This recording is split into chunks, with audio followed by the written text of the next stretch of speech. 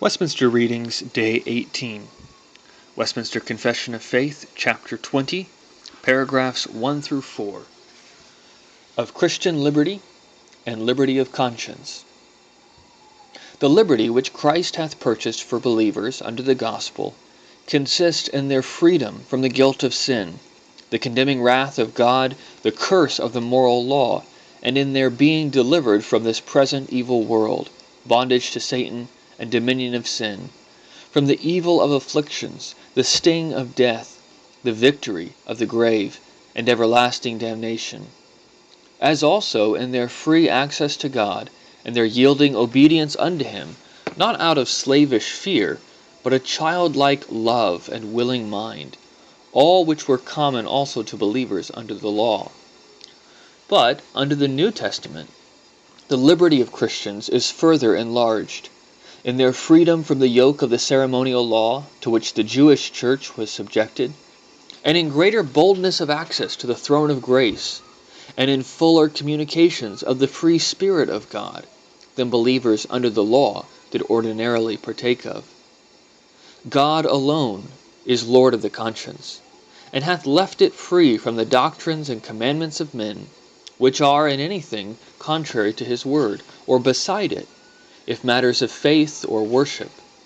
so that to believe such doctrines or to obey such commands out of conscience is to betray true liberty of conscience, and the requiring of an implicit faith and an absolute and blind obedience is to destroy liberty of conscience and reason also. They who, upon pretense of Christian liberty, do practice any sin or cherish any lust, do thereby destroy the end of Christian liberty,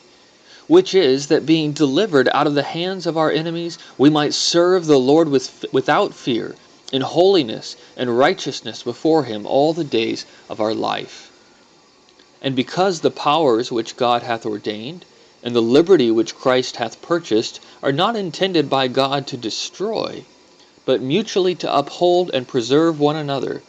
they who, upon pretense of Christian liberty, shall oppose any lawful power or the lawful exercise of it, whether it be civil or ecclesiastical, resist the ordinance of God. And for their publishing of such opinions or maintaining of such practices as are contrary to the light of nature or to the known principles of Christianity, whether concerning faith, worship, or conversation, or to the power of godliness, or such erroneous opinions or practices as either in their own nature or in the manner of publishing or maintaining them are destructive to the external peace and order which Christ hath established in the church, they may lawfully be called to account and proceeded against by the censures of the church.